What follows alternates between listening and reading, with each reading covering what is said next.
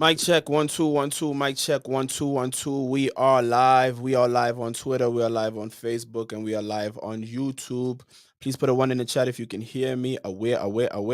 Welcome to Unsafe Space. I am your host, One Shaman. Unsafe Space. This is a place where black men can express their thoughts, feelings, and ideas in terms of whatever's going on in the world. So I'd like to introduce my panel tonight. We have Do Tater.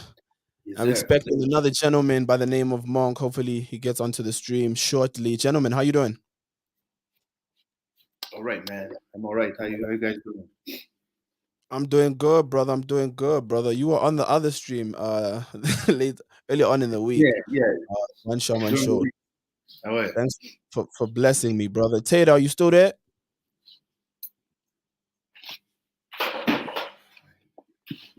Yo, Tater, are you there?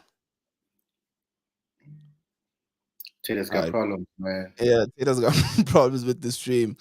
But yeah, before we go ahead, man, if you are watching on YouTube, on Facebook, if you are watching on Twitter as well, please do me a favor and like, share, comment, subscribe to the channel on YouTube. Engage with us, man, and yeah, just give us some love. I think Monk is in the building. Monk, aka the Stone Keeper, you here? One. Yo, Tater T, Yo, can you hear me, brother? I can hear you loud and clear. Can you give me a bit more juice, bro? All right. A How little about bit more. Ooh. Yeah, that's perfect. All That's right. perfect. All right. Cool. XL Monk.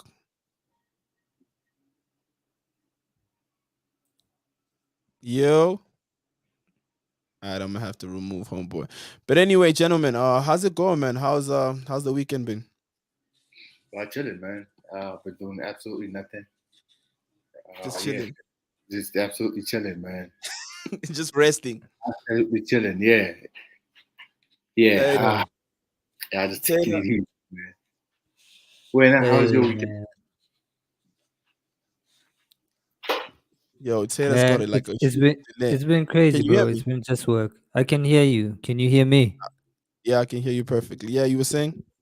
Yeah, no, it's just been work on my part.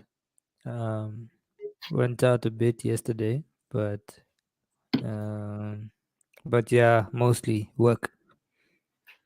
Okay, fresh. Any of you catch Yeah. any sports? I mean, the sports is back. What?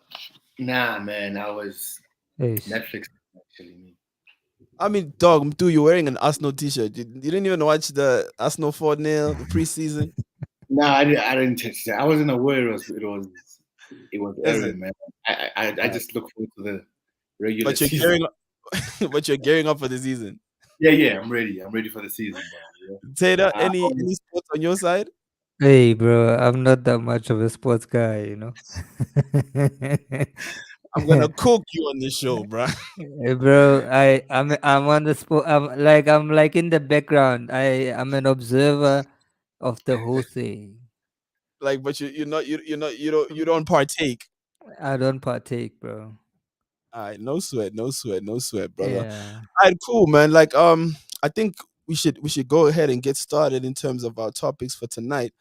But like just to reiterate, man, unsafe space is a space for black men to just engage in ideas, in conversations, in expressing certain, you know, thoughts on various topics. And I think a play on words as far as unsafe space, but I do want it to be a kind of like a safe space, not even kind of, but just a safe space for us to actually just talk, man, and just yeah, chop it up.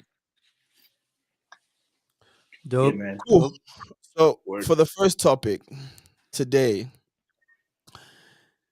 is there value in working hard? Is there value in working hard? Taylor, let me start with you. You had to start with me, brother. I mean, you ain't camped up, so I gotta I gotta pick on you, bro. um, Jeez, bro.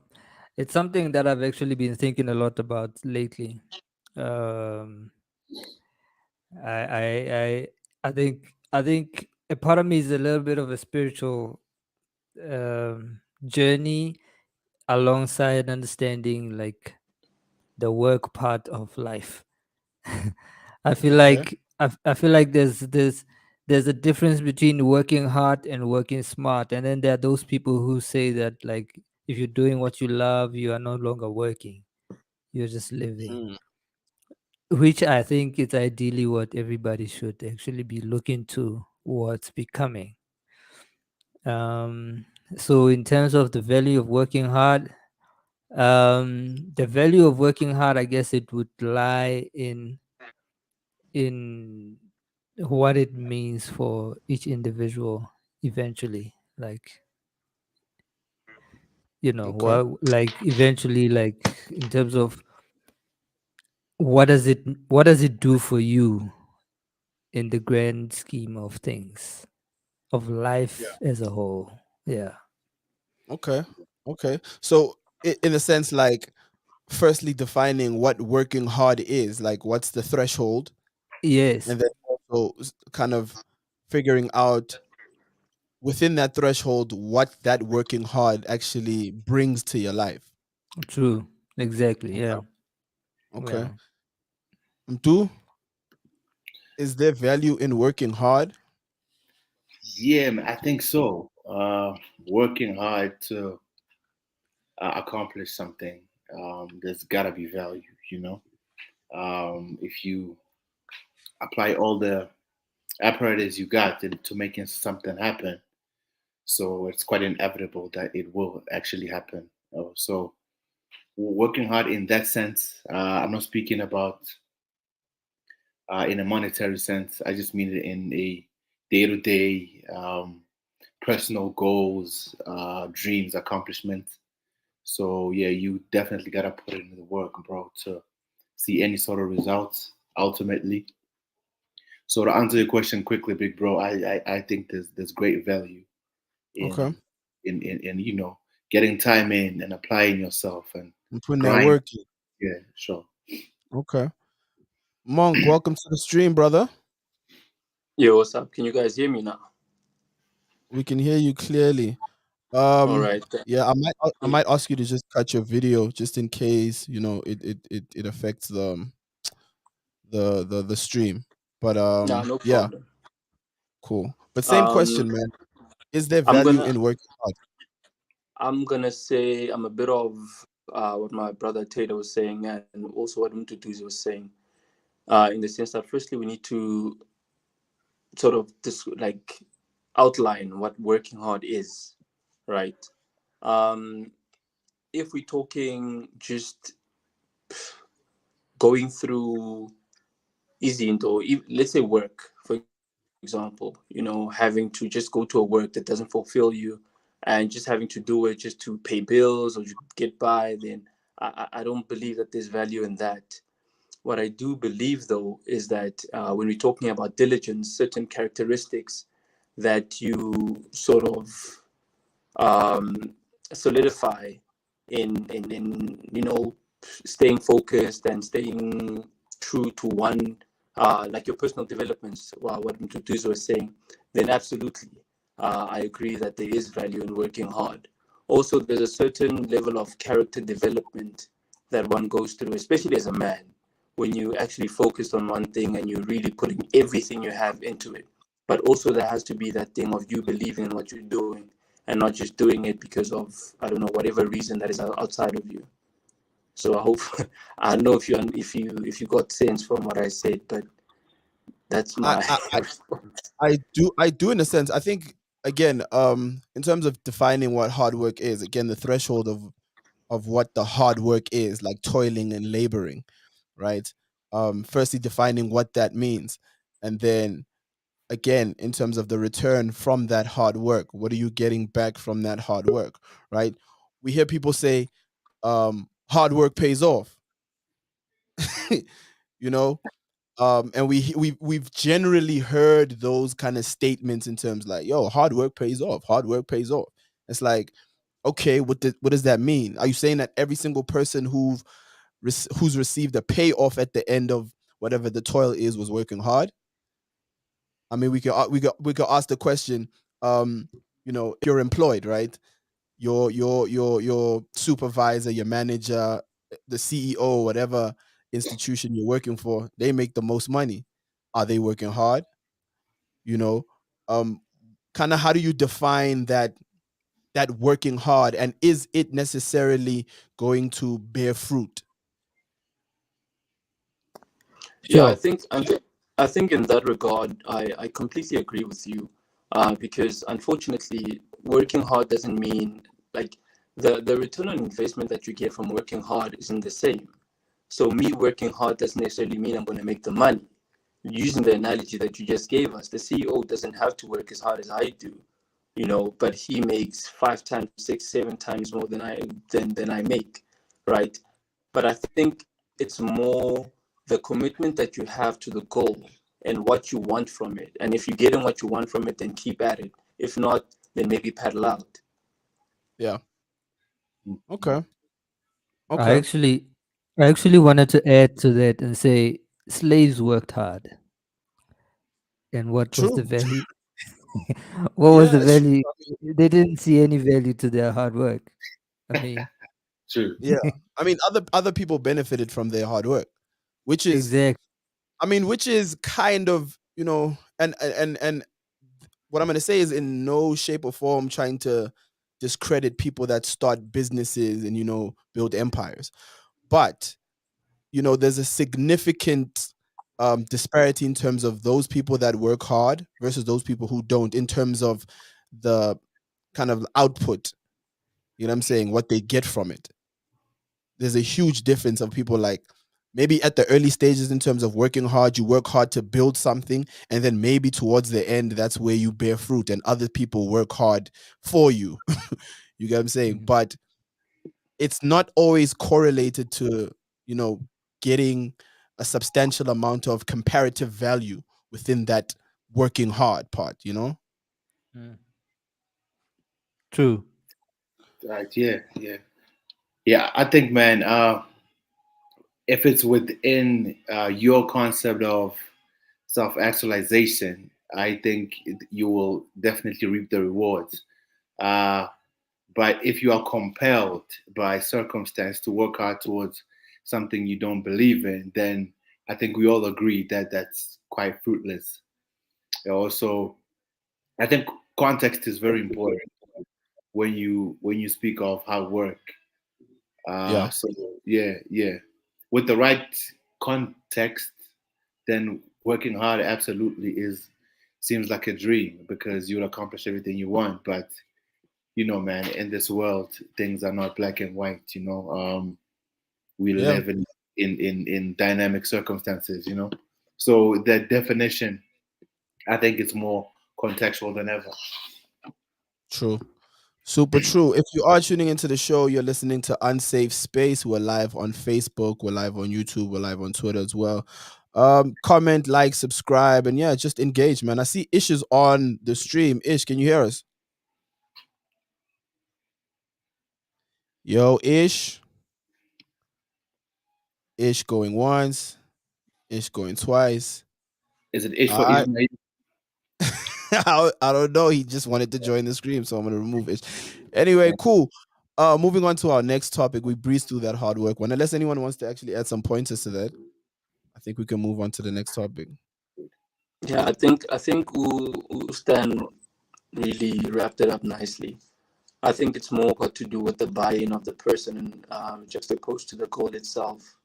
So Yeah, if the buy-in is there from your side, and when you assess the return on investment and it makes sense, then power through it, man. yeah. No doubt, no doubt, no doubt. Power through that joint. Moving on to the next topic. Moving on to the next topic. A woman's respect versus a woman's love. A woman's respect versus a woman's love. Are you trying to get us there, bro? What's going? I What's want the you all to difference? get us cancelled, bro. What? Yeah, are you trying to get us? What's going? This is a safe space, gentlemen. What's going on here? The space is safe, but the medium is it. Super Tater, let's Absolutely. start with you, bro. You ain't cammed up, so you Why you gotta always gotta start with me, bruh? Eh, Whoa. Okay. Tater T. A woman's respect versus a woman's love. What's the difference? I mean, I guess you can kind of take the statement as is. Like, what's the first thing that comes to your mind before I ask my question? To be honest, like everything is contextual. Are I'll you start done? by saying Are you done? Okay, now continue. yeah, everything is contextual. Um, it depends. I mean, if it's a woman's, So if we're let's say talking about, romantically. yes, yeah, okay. Romantically, I feel like it's the same. They work hand in hand. I don't. Okay. They are inseparable. Okay. Respect and love, like a woman's respect and a woman's love, they are Do you both. think someone? Do you think? Okay, so do you think a woman can respect you and not love you?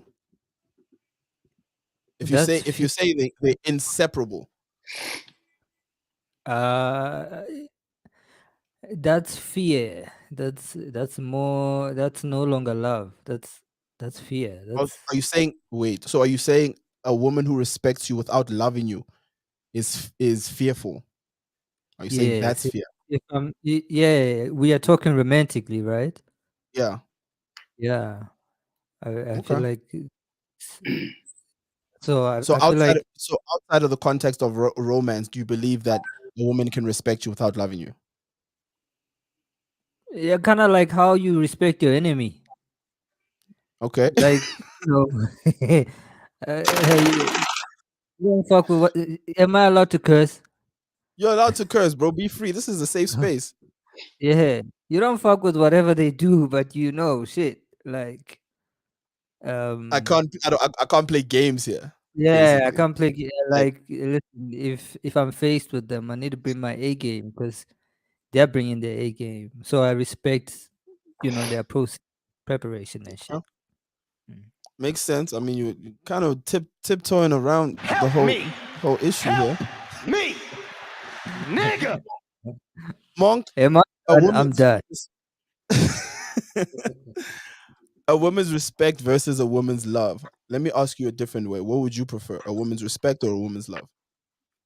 Respect, bro. Respect over everything. Okay. And I'll also touch on what my brother Tato was saying, talking about fear. This is going to sound dark, but there is an element of fear in a relationship. There has to be that element of, if Okay. I fuck up, I might lose him. That fear is very healthy in a relationship, right? So when you say So fear, like, are you for saying fear from a lost pet before, like, you finish your sentence? Is it fear from loss or fear from like just genuine being afraid of someone? Is no, no, it no. I'm you can speaking on the fear context losing of, someone? oh, yeah, yeah, yeah. I'm speaking on Okay. in the context of a relationship. Like if me and this person are in a relationship, there has to be that element of fear, right? Because it'll guide you. If I do this, one leader doesn't like this, so therefore I cannot do that because if I do that, he's gone, type of thing, right? For me, love is very fickle. You can't. I can't do anything with your love. Respect, however, sort of helps you navigate the relationship better. I respect him. I know what he doesn't like. I know his boundaries. I know what not to do, not to say. You understand? There's a lot. There's more management in the relationship when there's respect. So love, So you are you can keep the saying love. that, I mean, you can, are you saying you can get more out of a woman who respects you than a woman who loves you? Are you saying you can get, there's more kind of productivity Yes, and from there's a lot. someone who, Yeah, and for me also, besides the productivity, there's a lot more clarity in the relationship. On the basis that there's that respect that I can't really put it into words. Maybe into Tuesday can help me find the language, but there's just there's just an ease in the relationship when there's respect. You know, love Help it me. comes and Help goes, man. me. Like I can't Nigga. rely on something that fickle.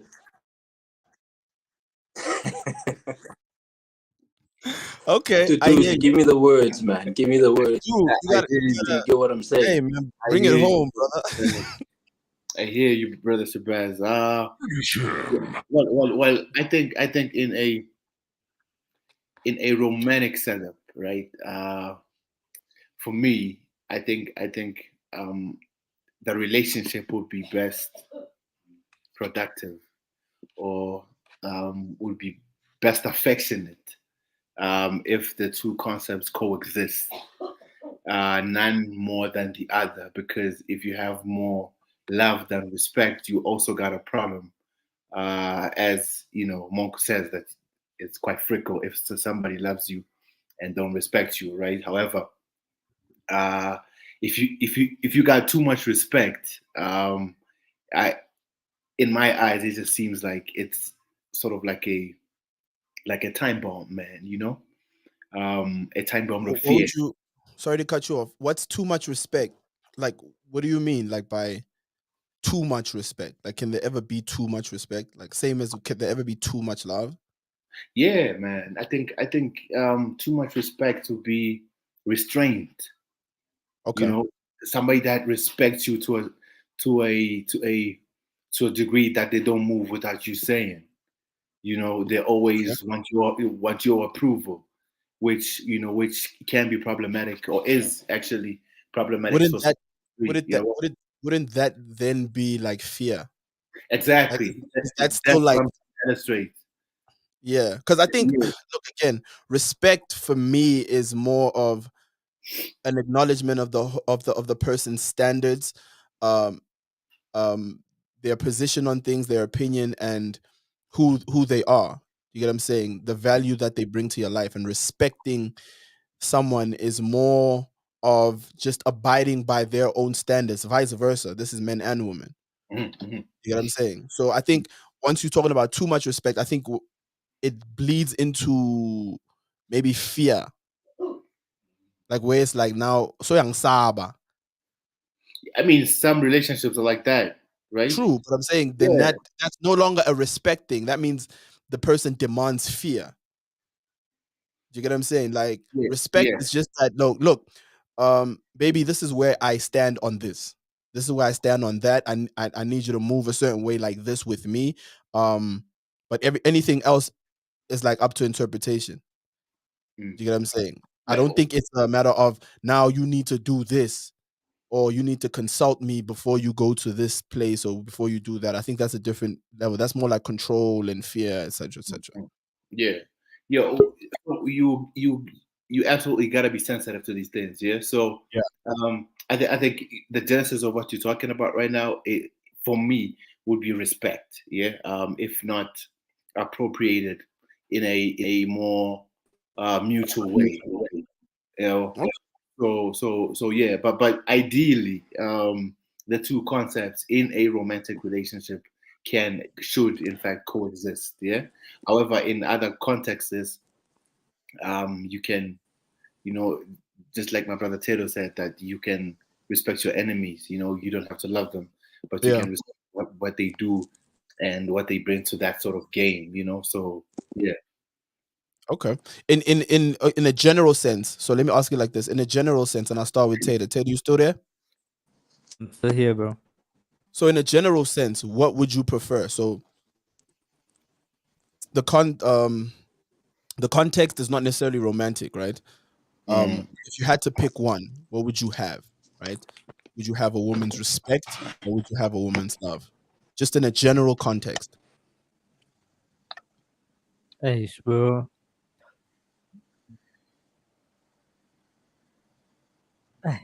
Respect, bro. I think, Respect. yeah, I'd say respect. I mean, yeah. What's your thinking behind it? Like I feel like you have some resistance in saying that. No, there's no resistance. It's just that, like, I think I think for me, like I'm saying, like I said initially, that I feel like they're inseparable. Mhm. But but as a man, like I know that respect really goes a long way. Yeah, Yeah. most definitely. Yeah, I mean, most definitely. That's super true, though, right? It's like you effectively you can get more done from someone who respects you. True. It's like not to kind of like not to undermine what love is, and from a pure standpoint. I mean, a mother's love is the purest thing you can ever do, you can ever have, right? And your mom is willing to do almost anything for you. Mhm. You get what I'm saying? But that's one in one. You can't rely on love outside of family and the women in your family, primarily your mother. Whereas with Mm. respect, you can almost rely that someone who respects you is Yeah. going to, what I mean, is going to treat you the best. Firstly, Yeah. Yeah. secondly, is True. going to you're gonna get more out of them. Do you get what I'm saying? Yeah. You're probably gonna get more out of them. I think about like a working relationship, like let's say your boss. Most people respect their bosses. You get what I'm saying? Mm. Yes, there's an element of fear in that, but most people respect the people that employed them, right? Mm. You're gonna get that person is gonna give more to that to his boss, right? Whether he loves his boss or not, or his or her boss or not. You get what Mm. I'm saying? Just based out of respect. So I think what you're saying in terms of, respect goes a super long way. Yeah, no, respect. Like, there's just something about respect, and the thing is, like, it's almost like you can't deny it necessarily. Exactly. You can't fake it. Yeah, you can't fake it. It's so intrinsic to us. Like, Yep. um, i- and as you grow, you discover it that it actually means a lot to you. And you know what? Another thing, what you're saying, you hit the nail on the head there. Respect is genuine. Yeah, Like it's honorable. absolutely. You get what I'm saying? It's one of those things that it can't be bent. Whereas with love, there's a lot of things you can do with love to kind of shape it and move it around. Like there's infatuation, there's lust, there's Mm. all kinds of things that can kind of appear as love, but isn't Mm. love. Whereas with respect, it's almost Mm. kind of hard to kind of mess that about. The only thing close, Mm. the only thing close to respect that can um kind of disguise itself as respect is fear. Exactly. That's pretty much the only thing that can disguise itself as respect. Fear, nothing else. Mm. I like Yep. I like the I like the way you put it, one, because I was actually thinking about this. Niti, the perfect place to see how respect um, sort of plays itself out is at work. We all have a colleague that we don't like, but we respect them because we know what they can do, we know what they're capable of, we know what their role is in the team. You understand? And that is the same approach we use in relationships. I'm bringing this to the relationship, you're bringing that. So in order for us to move and work towards this common goal, this is my role and this is yours. So as long as we stay in our lane and respect each other's boundaries, we'll be fine. Love has too many elements in it. It's fickle. There's time, space, there's, I don't know, experience in it that sort of corrupts it. But you can't corrupt respect. It's just always there. It's a constant for me. No, most definitely, most definitely. Dude, you want to add anything else before we move to the next topic? Yeah, man. No, I just agree with the brothers. Yeah. Respect is absolutely necessary. In every context, but it's also colorful to add love in a romantic space. So yeah. Dope. Cool. If you're tuned in, this is Unsafe Space. We're live on YouTube, we're live on Facebook, and we're live on Twitter. Please hit the like button. Please comment, subscribe, and engage us, man. New product, new podcast. Yeah, we're trying to see if we can engage as men, man. Be honest and be free. You know what I mean? Tato was a little scared in the beginning, man, but he's loosened up, man. He's loosened up. So now we're gonna get into it. We're gonna get into it. The third topic rather. The third topic of today is, do men struggle to express their feelings and emotions? Do men struggle to express their feelings and emotions? And do will be familiar with this topic because we did it earlier on Wednesday on the One Shaman show. So I think I'll start with the monk. Do men struggle to express their feelings and emotions? Um, Personally, I don't think men struggle to express their emotions or feelings. I think there's a shortage of platforms for men to express their feelings and emotions. From my personal experience, I'm lucky enough to have friends where we can speak openly and honestly about our feelings, whether I'm sad, I'm happy, I'm this, I'm that, you know. And the one thing I appreciate about my group of friends is that we sort of understand each other's temperament, and we also understand each other's personalities. Because in my group of friends, I'm the emotional one, and it's okay. It's who I am. I'm very expressive, whether that be happiness or joy or whatever, right? The unfortunate thing is that I don't think a lot of men have the same thing.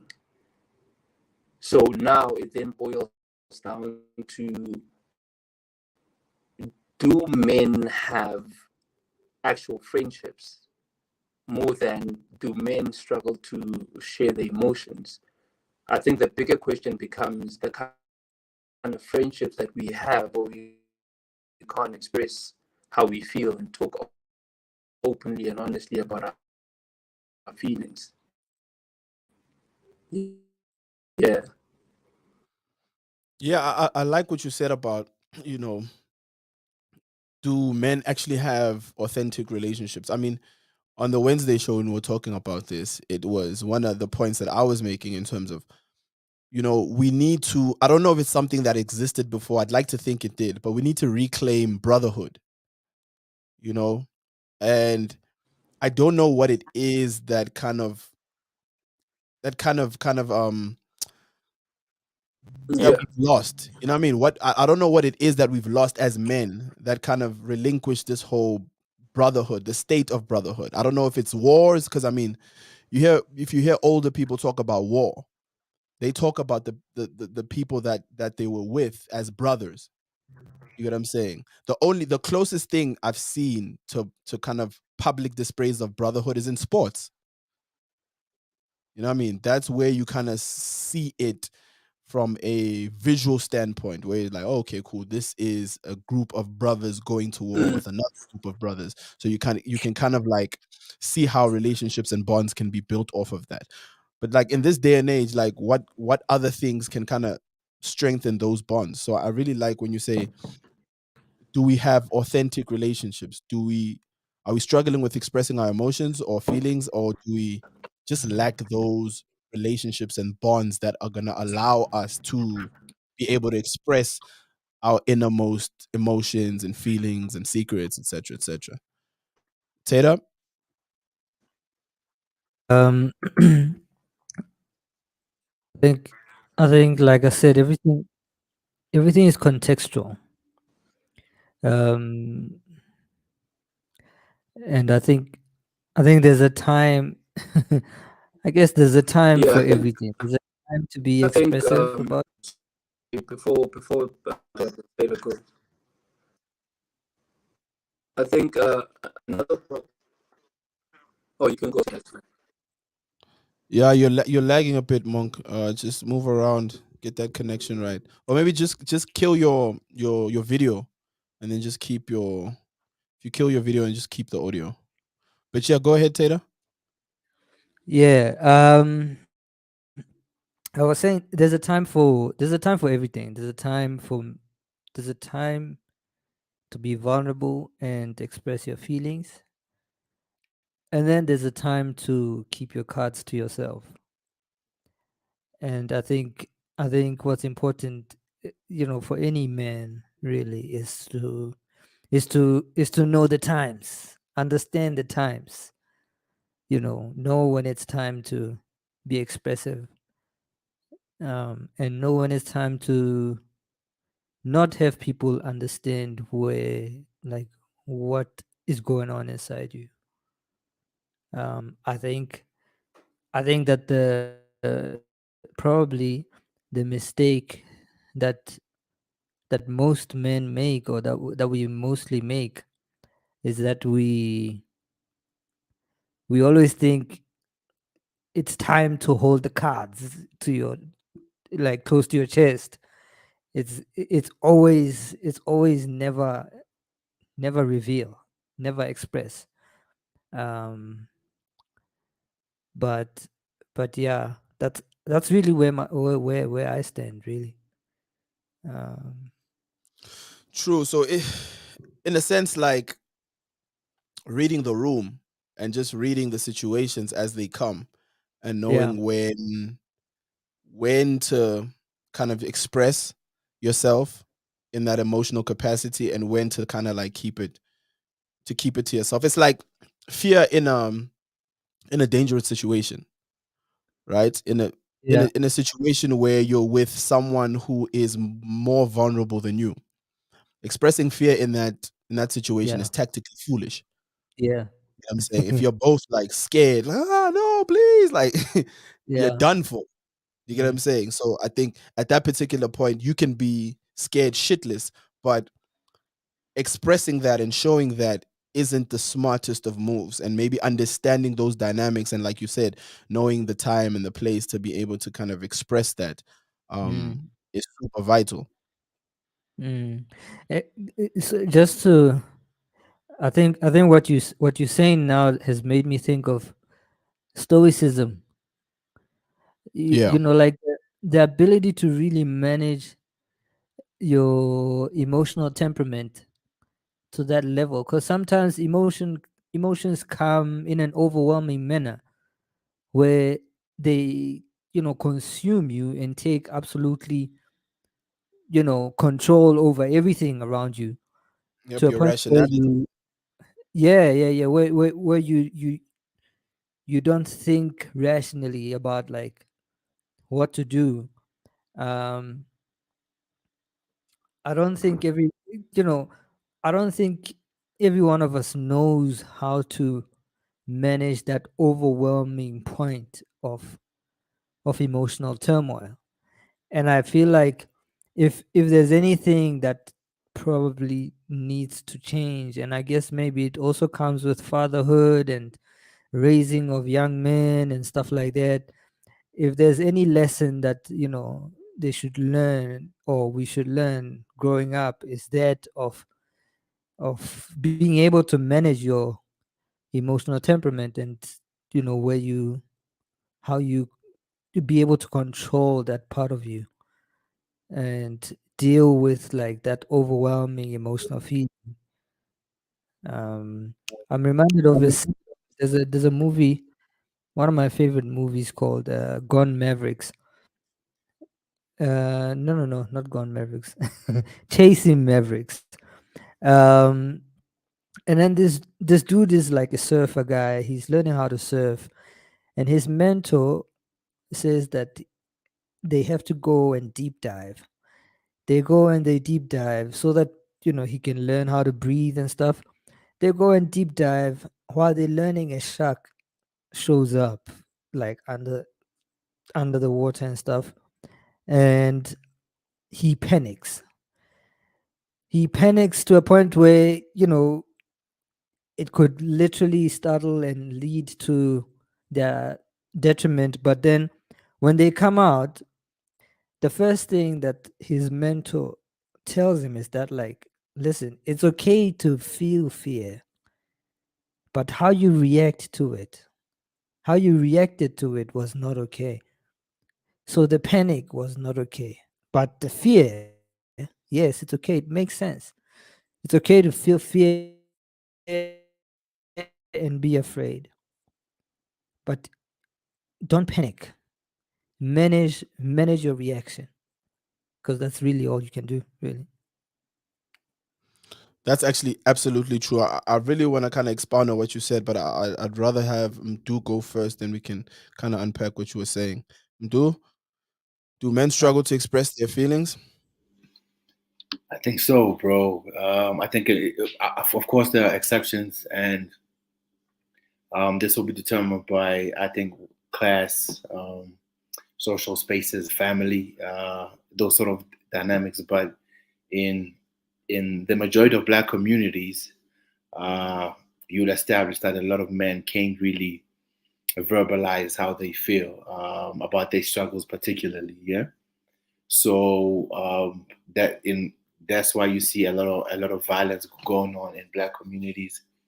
That's why you see a lot of gender-based violence in Black communities. Yeah, it's because there hasn't been an outlet as immediate as from a family standpoint. Yeah, so the minute Black men are born in these communities that I'm speaking about, it's never anchored. The concept of expression, the concept of validation is not really there, and they grow up and having to circumnavigate society with a great sense of emptiness. So you find that we also express ourselves in quite inappropriate ways. Yeah, so it's also um, more of an outlet uh, of expression that's not um, inculcated in like as immediate as soon as possible. The minute that you're born, the minute that you are able to make sense of the world, validation and telling your kid that, telling your son, in fact, that it's okay to be vulnerable at some point. It's okay to cry, and it's okay to be angry, and these are the outlets that you gotta use when you feel those sort of emotions. So there's I hear what Brother Ted is saying, but I think there's a deficit um, in in in uh, in the family structure, which makes it very difficult, very hard for men to appropriately express themselves in a acceptable manner, in an upright manner, and in a moral manner. So yeah, man. Yeah, nah, 100%. You guys are dropping bars, bro. Super bars. I think, firstly, with Mdu, what you're saying about appropriate is super key, because I don't think the majority of men struggle to express themselves um, at all. I think it's a struggle to express themselves appropriately and productively.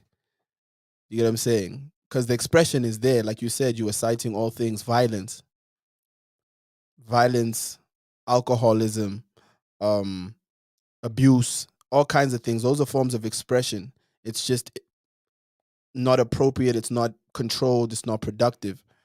And again, that's where I think, as men, we're different to women in terms of how we can express ourselves. Because even the idea of just men crying all day in itself is inappropriate because of our positioning. I think crying is definitely therapeutic if it is done in a controlled environment and in an appropriate environment, like Tato was saying, in terms of stoicism. So the idea of stoicism in itself is about managing emotions and not letting emotions and feelings get in the way of particular situations, you know. And I think that's where we lack, and it's just modern society in general with regards to men, is that we lack that form of control and that form of direction in terms of expressing our emotions and our feelings, etc., etc. Because Mm. we have no issue expressing ourselves. We go crazy, we go wild, we do this, we do that, we're insecure, etc., etc. But it's not controlled. It's always at the expense of ourselves. It's at Mm. the detriment of ourselves, as opposed to it being Yeah. productive and it helping us navigate a life. So I have to say, man, y'all just dropped gems in terms of both Tata and Mdu, in terms of, you know, what it is in detail, what it is that we struggle with regards to expressing our emotions and our feelings. Monk, do you want to come in here? Are you in the room? Yeah, I was listening to what the other brothers were saying, and I completely agree. Just in addition to what Umtutuzi was saying, is that anything is naivety. We have a problem with honesty. You know, we care more about how we are perceived in public than the relationship that we have with ourselves, right? And it's something that we grew up with, even as Sekas, you know, the guy who's good with the girls, you know, so tell the guys, hey, I'm a ladies' man. I did this, I did that, I did this, I did that. So even if I have a not so great experience or first experience, I'm gonna come to the boys and tell them how much of a superstar that I am. You understand? And that's something that we grow up with. You know, it starts with that thing, and then it just escalates into something else and bigger and bigger and bigger. And then what Umtutuzi was saying, and also what Wandi Uguti, it ends up being us lashing out at our own expense. You understand? So it's also that element of honesty with ourselves that is necessary, not only for our expression, but also for our self-preservation.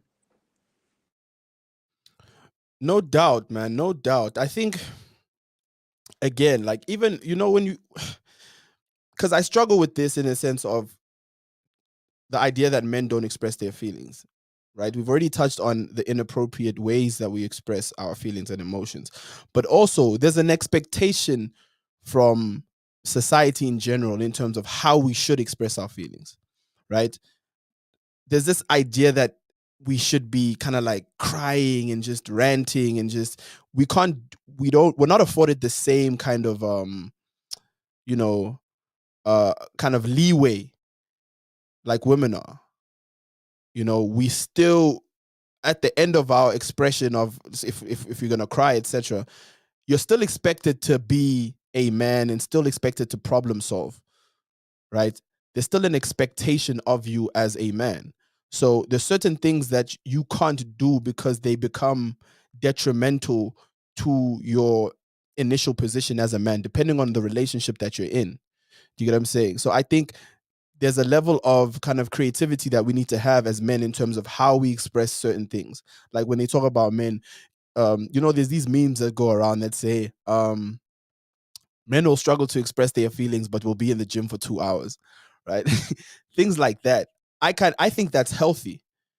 I think that that's therapeutic. Anything that you can find that is going to be therapeutic, that is going to help you, you know, get your anger, that's going to get your frustration, etc. Whatever you're going through, that's going to get that out, and that's going to channel that into a productive way. I think that's healthy. I just think there shouldn't be an expectations of for us to kind of express ourselves the same way that women do. You know, do you guys agree or disagree with that? I think I think personally I agree with you. Also on the point that there's more immediacy for us to problem solve. You know, as much as you're going through whatever you're going through, if you need to cry, cry, but let it be part of the process to resolve the issue. You don't have the luxury of time to wallow in your feelings and be like, oh my God, the world is just, you know, crumbling around me. Yeah, sharp, it's crumbling around you. Now what? You understand what I'm saying? And another interesting thing, or another interesting position that men are in, is that if one deal is at the gym for 2 hours, we know why he's in the gym for 2 hours, even without him telling us. You understand? We pick up on certain non-verbal cues, or isn't that sense I wanted to talk, okay, cool. One is going through something, you know, especially in a group of friends. If one of the guys starts acting out of character, you know, we afford each other that space to sort of if Stan is acting out of character, give him that space. We can tell that there's something wrong, but we need to just create that space for him to be comfortable to tell us what is wrong, instead of us going to him and being like, yo, Stan, what's up, bro? You understand what I'm saying? So I think as guys, especially with the relationships that we have, you can pick up on certain things that, hey, my bro's not okay. you know. So what can you do for him? Just show that, hey dog, hey skipper, are you good? Hey, it's been a long time. You understand? We sort of check up on each other and sort of just remind each other that, hey dog, I'm here, without actually saying it. The conversation is different among men than it is for women. So that's my 2 cents. Yeah, no doubt, no doubt. I strongly agree. I strongly agree with that. If you're still watching, if you're just watching or you just tuned in, we're live on YouTube, Facebook, Instagram, as well as Twitter. Please like, share, subscribe, comment, and engage. This is Unsafe Space. Gentlemen, let's move to the next topic. So, the next topic is, are we choosing the right partners? Are we choosing the right partners? I just like to put an image up here. Just let me know if you can see it. And you guys see the image? Should be able to see the image. Yeah, I can see it. Cool. I'm gonna read the tweet. It says, "It's kind of nuts how our choice of wife or husband can totally change the outcome of our life. The person we choose to spend our life with could literally be the difference between a joy-filled, productive, and prosperous future or a miserable, unproductive, and problematic one." So the question is, are we choosing the right partners in 2022? In general, relationships between black men and black women. Are we choosing the right partners? Do Yeah, that's an insane one. It's an insane question, man, because you can't know for sure until you're up in there. Yeah. So say for instance uh, it turns out unfortunate that your partner is not what you thought that they would they are, right? So you'd have to be in that situation to make that determination. Yeah. So it's a sort of like an outcome based sort of inclination you have with relationships, you know. So so. Now go ahead. yeah. So it's sort of very precarious for me, man, because there's absolutely no way for me to determine if the relationship is okay without me having gone through it.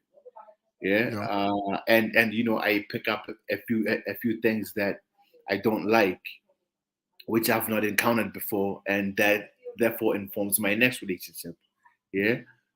So until you find somebody that is that is suitable to you, you unfortunately have to go through a process, which is heartbreak, which is disrespect, whatever you can think of, for you to get to a stage where you really know what you want, you know. And when you do, it's natural intuition. You know, yeah. Dope. Tater. Sure, man. You know, I look at this. I look at this in. I think about values when it comes to choosing partners. Values are the most fundamental. I don't know what you call. They're like the most fundamental aspect of choosing a partner, because values describe the governance of someone's life. You know, they describe what's most important to the person. And when values are not aligned, then you kind of have a clear idea of like, yo, listen, maybe this is not gonna work. Um, and the thing is, I definitely agree with Mdu on the fact that like sometimes you don't really know. You have to actually um be in the space and get to learn the person to actually find out um whether you guys are walking the same path, or you know but I think the primary thing in the process of choosing it's for me, it's about values. Because then, when you jump in with your values, because your values are the most important things in your life. You jump in with your values and you want to see if they are aligned. And if they are not, I mean, there's so many theories around relationships along the lines of like, if some, opposites attract and all of that bullshit. I mean, I don't, let me not call it bullshit because, you know, people, there are people who believe that. Um, but, Oh my God! but like, like, I don't think in the context of relationships that opposites necessarily attract. I mean, it's nice, it's for fun, but like long term, hey man, the values must align. That's my Yeah, opinion. I'm 100% with the gentleman that just spoke, Tater. Do I think you guys are approaching it from a personal standpoint, right? I'm looking at it from a holistic standpoint in terms of when we see what's happening in the world, where we are as black men, just observing our image and how we are and the women that we choose to align ourselves with. Um, from a general standpoint, right? We can make general observations based on our personal experiences, based on the people that we come into contact with, and seeing that and seeing kind of those relationships and seeing the displays that the portrayals of us as a people. I'm asking, are we choosing the right partners, right? What Taylor was saying is very, very pivotal, because you're saying values, right? In a sense, there's a part of me that kind of thinks that there's certain values that we haven't established, or either we haven't established or we've lost in terms of how we pick our partners, what we're attracted to, whether we're coming at it from, like you were saying, from a fun standpoint. Like, is that even a necessary thing to be to be categorizing, right? Aren't relationships supposed to be long term? Are we saying that there's certain stages that we need to kind of go through first before we pick um our eventual long-term partners, right? So I'm coming at it from a very general standpoint. So are we choosing the right partners, Monk? All right. I think firstly I need to agree with what Umtu was saying, because at the end of the day, it is trial and error, right? Um, but also what my brother Tato was saying is also very important, because I also agree that values are very important. You understand? But what I will say is that as men, we need to be honest. And in us being honest, we also need to be upfront about the fact that, we look for different things at different moments of our lives. And we need to take that into account. That fun chick might be what you needed in your 20s, right? But when you're 25, over time, you develop as a person, you grow. And if this person is unable to grow with you, then it's shy. You know, unfortunately, we have a lot of things that have penetrated our society, especially our relationships as black men and black women, right? Now, what you need to deal with, you're looking above just beyond looks. Now it's a thing of, is this woman agreeable? Is this woman, am I going to have a peaceful relationship with this person? you know am I going to get home and ask Kliwan and then bangjelabo now you understand? Like, there are a lot of things that we need to take into account. I know it sounds very, I don't know, conservative, but I can't be I can't Oh be my God! I can't be going to work, coming home, and then a pegwang, something as simple as that. So now there's a debate. bullshit. You But understand? sometimes it's So like it's not. So it's not that. It's not. The question isn't are we choosing the right partners. That I think it's Yo, bro, more. where did you go for that 5 minutes that you were off camera, bro? I went to the mountain. I feel like this is no longer you. This is someone else. Where did you go, bro? Is this you, bro? Cam up, dog. I need to see you. Me, bro. but but like what I'm saying is, as a man, you choose your partner based on what you need at that point of your life, and over time you develop and you grow, right? And your partner has to be able to grow with you, and if they don't, then miege, have a peaceful life without her and go get the next one. Now, in the society now, as guys, is that we tend to pick partners for the mob. You wanna date the hottest chick, even though you know this chick is gonna give you a headache. Now you're out here dating this chick that firstly you can't afford, right? Otherwise we maintain lifestyle like. Secondly, your temperament is not the same as this woman. You're an introvert and you're dating like a crazy extrovert who dances on tables and who's a socialite. You understand? We need to be honest with ourselves. Nah, dude, nah, dog. Look, as much as I like the idea of that baddie, you know, that's not for me. Uzongihlula, izongixaka right thing. So let me just stick with what I need.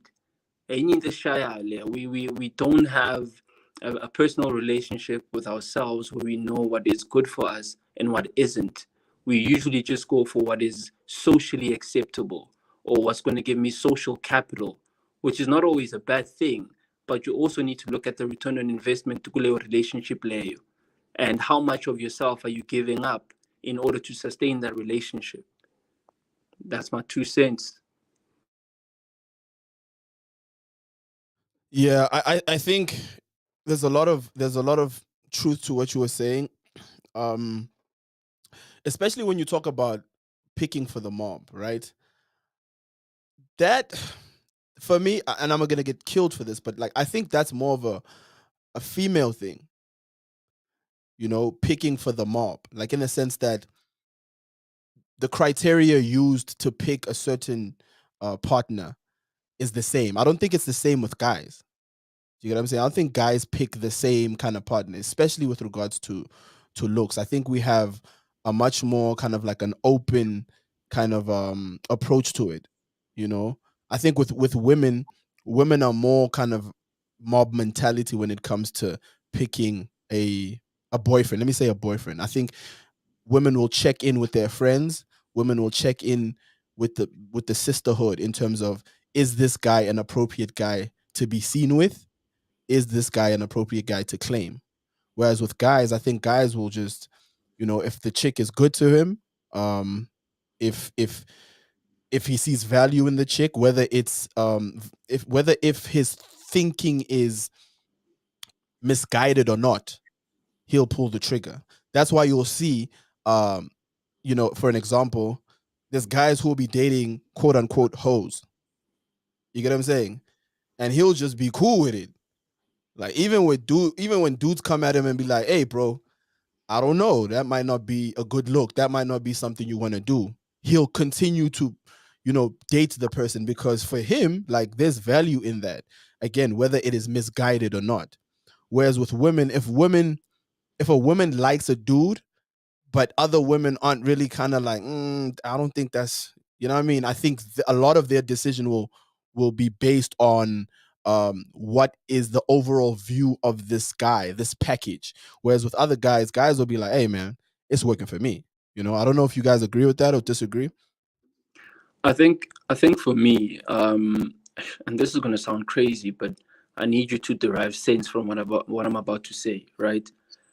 I think generally women date for survival, right? So we've seen very Bars. attractive women. Bars. I see. What you saying, bro? It's a job. It's a like a daytime. Yeah, No, it's a it's a thing. daytime job. Uh, a woman goes for a woman goes for Now unpack it security. so I can make sense of it. Like, sorry to Yeah, cut you yeah, off. yeah. Let me A get it woman, because it just sounded crazy. Like what? I know it sounds crazy, but this is what I'm saying. When I say women generally date for survival, what I'm saying is women generally date or go for guys where there's security, there's safety, there's continuity there, whether that be economic or the fact that this dude is buff, he's strong, people are scared of him. You know, it's always survival and continuity, right? We don't date for the same thing as men. You know, for men, there are men out there who will date a chick on the basis that she's hot. She doesn't even need to be smart. There's social capital when I'm walking with this chick, but you, oh, Ndwana, chick is hot. You understand? You have nothing in common with this chick, but yet you're with her. Why? There's something very wrong with you, my guy. You know, for women, bro, women, like, and the judgment is not even the same though. Like, women don't even judge women that date a quote unquote ugly guy. The judgment is when the guy is broke. That is the problem. You know, what he looks like is irrelevant. What men look like today has become irrelevant. What they can do is what gives them the thumbs up or the thumbs down. That's my 2 cents. Do you want to chime in? Yeah, yeah. Well, I absolutely agree with what Brother Monk is saying. Society is just engineered differently, man. Some things don't entirely make sense, but you just to observe and I think learn from that, bro. But just to answer your question plain, bro, if you look at the stats, if you look at the divorce cases, it clearly shows that we're not picking the right partners because it is extremely high. People are getting divorced, and if you look at the type of cases that are opened, gender-based violence cases, these are mostly people in relationships. These are people that at some point told each other that they confessed love for each other. So yeah, man, there's just a lot of decay in our thinking, both men and women. Like Monk said, that we're not honest with ourselves. I think that's where it begins, man. You need to be honest with yourself and try to make the right decision based on your principles, basically, man. Yeah. Tata? Hey man, I think I felt what Monk said about that survival thing. That that woman that woman date for survival. Hey man, um, I I I don't know. Like I find that it reminded me of um back in the, I don't know whether to call them the Stone Ages, where you know men go out and hunt. Women would be at home with the kids, and when they think about like a potential partner, they think about someone who can hunt and someone who can protect, provide and protect. It made me think of that. And as much as we may say, hey, it's 2022, we are evolved and wara wara, hey, like at a very subconscious level, we are still driven by those I don't know whether to call them instincts or what. We are still driven by those things. um I guess our intelligence makes us deny it, or makes us be like, yo, you know we are evolved, we are better, but there's still, I don't want to say it, like maybe the animalistic instinct is still in there somewhere. Um, yeah. Yeah, look, most definitely. I don't think I I hope I don't get disagree with. cancelled today by the liberals.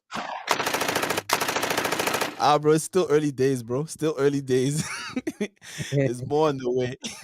Listen, man, I don't think I disagree with what Monk. We're pretty much saying the same thing in terms of what I was saying in terms of the group think. Like women will look for as like not the same guy, but pretty much the same attributes.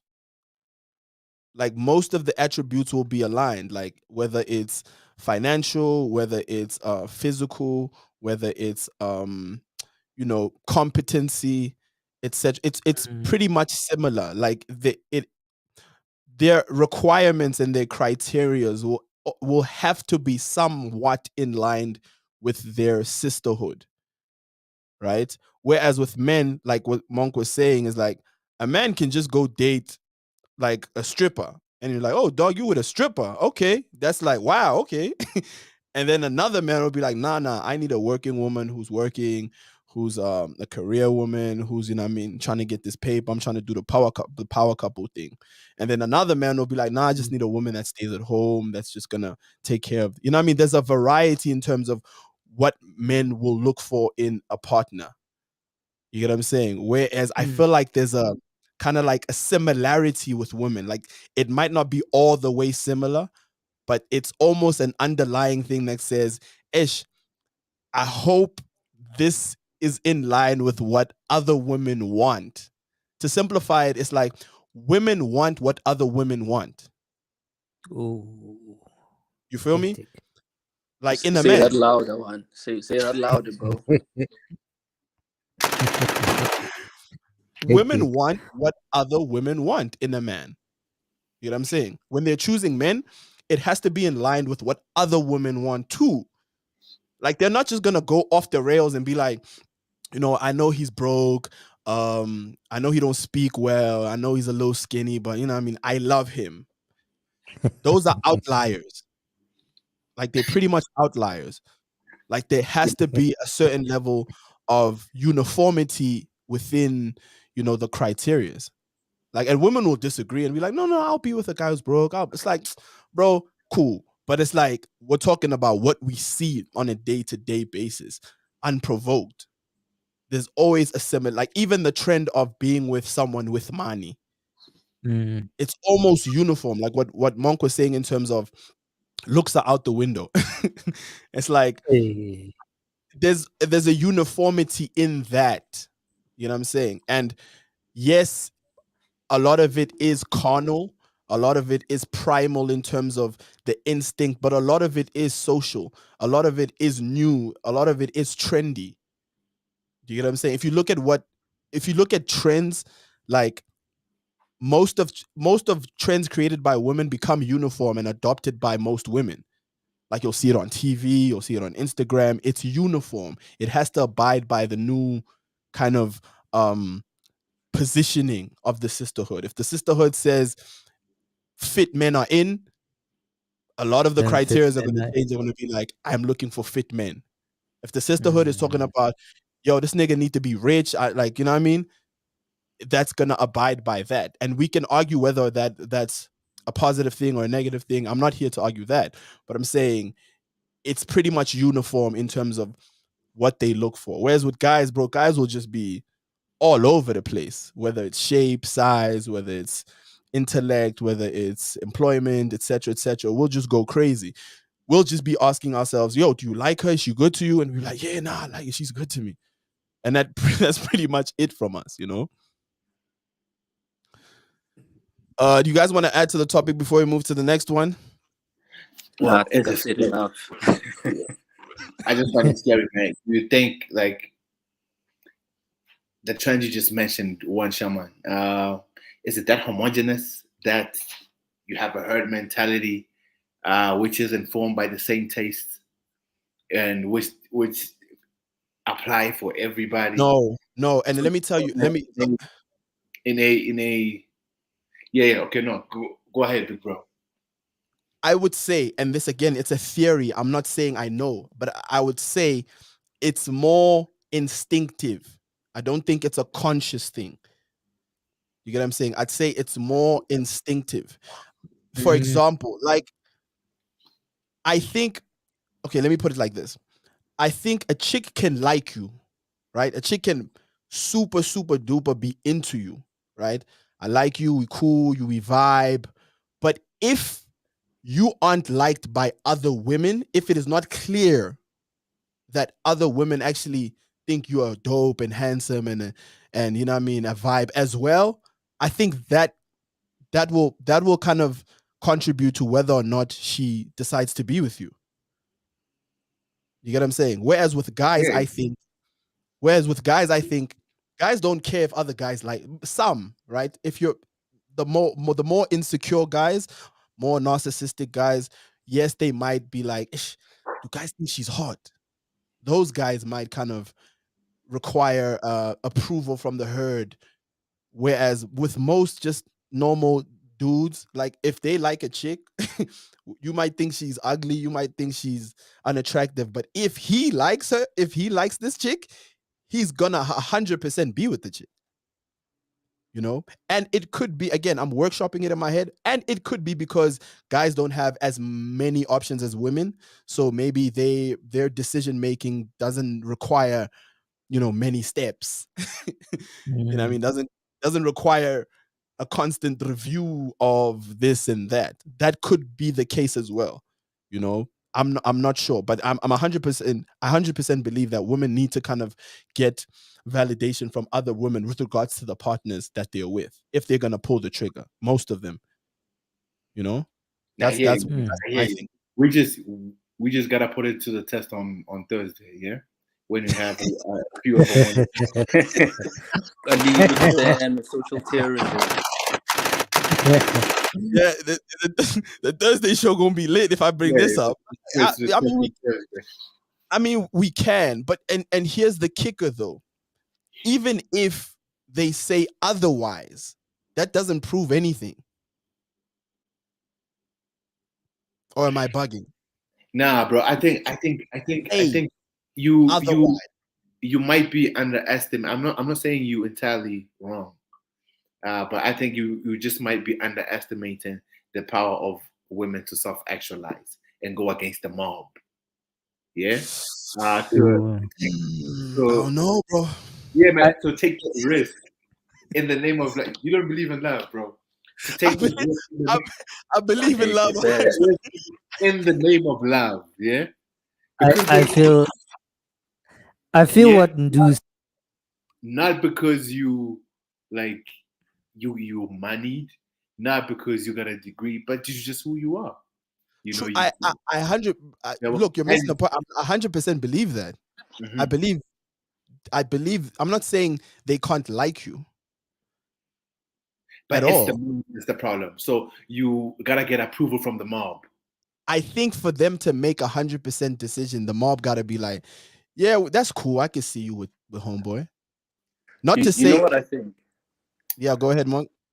And this might sound crazy, but in that relationship that you're describing, Brother Shabazz, you're more likely to end that relationship than she is. You know, if she decides to quote unquote go against the mob and date you because you're a nice guy, you make her laugh and you've got all these nice qualities, right? But you can't protect her, you can't take care of her financially and otherwise. She's with you, yes, because it's a choice and she loves you, right? But as a man, that relationship becomes burdensome on you because now you get reminded that, damn, I'm in this relationship and she loves me, yes, but I still need to be a man at the end of the day. I need to take care of business. So the moment you can't take care of business, it becomes a very big issue for you, my dog. And that relationship becomes mentally taxing for you. And even if you have a woman who loves you, who takes care of you, as a man, at some point it's gonna get too much, bro. And you're gonna leave that relationship, unfortunately. Yeah, I hear what you say. I think we're talking about Wait, two wait. different things, but I hear what you're saying 100% in terms of, you know, if you feel incompetent in that relationship with a woman who really loves you, yes, you're more likely to kind of leave. Like if she's like, because Yeah. look, if she's excuse me, if she's staying, then she's 100% like fuck the mob. Like Yep. if you're bringing no value to her life, she's 100% saying fuck the mob. I love this guy. But a part of you as a man will be like, "Hey, man, like I'm wasting this woman. You know what I mean? I'm not doing what I need to do to make sure to bring value to this woman's life. You're probably gonna Absolutely. fuck it up in a way. Whether it is again, there's certain insecurities that'll show, bro. You get what I'm saying? I think you're 100% right with that. Boipelo N says, I disagree with what you're saying, Shaman. Which part though? Like which part? We said a lot of shit. We said a Yeah, lot of we shit. did. But, but thank you for commenting. I hope you're liking the show. I hope you've subscribed to the show. Thank you very much. But yeah, gents, let's move on to the next topic. Time is not on our side. The next topic is, and this is the I think we still have time. First let me ask, do you guys have time? You got like 20 minutes? Let's go. Can we Yeah, I've got 20 go? Can we minutes. cook? Can we cook? All right, let's cook. All right, the next topic is, do South Africans have a problem with alcohol? Oh, they do. Do South Africans have a problem with alcohol? Taylor, Oh my God! kick it off for us, Man, brother. man, they do, bro. And this is my opinion of it. And I'll emphasize my opinion by making an example with with lockdown. Um, I think 2020 lockdown December, the Chris Honey Baragwanas was clean after New Year. Spick and span, the beds were clean, the floors were mopped, no blood, nothing. In comparison to before lockdown, where every year, every New Year's, there's blood everywhere, there's sick people.